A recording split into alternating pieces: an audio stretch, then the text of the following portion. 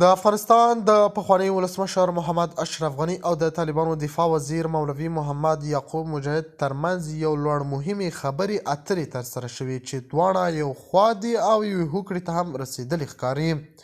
د تان ټي وي چینل درنو لیدونکو سلام، ستړي مه شئ، وخت مو په خیر. په سر کې یادونه کوم که تان ټي وي چینل مو نوي سبسکرایب کړی په درنښت سره تان ټي وي چینل سبسکرایب کړئ.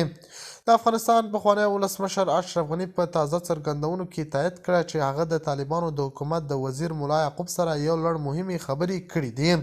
دا خبر د ځینو معتبرو سرچینو له قوله تایید شوی، خو تر اوسه رسمي صفحو او سرچینو تایید کړی نه ده. او له دې خبرو څخه داسې انګیرل کیږي چې دواړو لوړپوړو چارواکو د افغانستان د وضعیت د ښه والي لپاره یو لاره پرانستې ده. د سرچینو له مخې اشرف غني او ملا یعقوب د افغانستان په امنیتي وضعیت، د سولې په پروسه او د هیواد د راتلونکي سیاسي جوړښت په اړه مهمې خبرې کړې دي.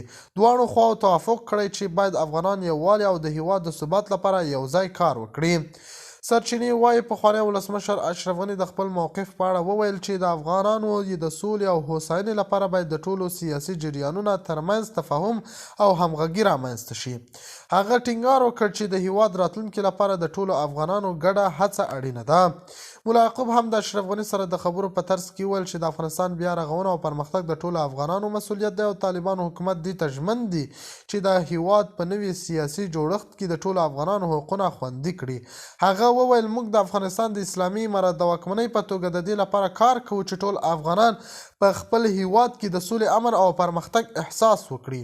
د دې خبرو په جریان کې دواړو خواو د افغانستان په روانه اقتصادي بحران کې د پرمختګ لپاره لارې چارې ولیدلې. اشرف غني د خپلو خبرو په جریان کې ټینګار وکړ چې د افغانستان د یو پرمختللي اقتصادي جوړولو لپاره د نړیوالو مرستو ته اړتیا لري او په دې برخه کې باید د طالبانو حکومت د نړۍ سره پراخې اړیکې جوړې کړي.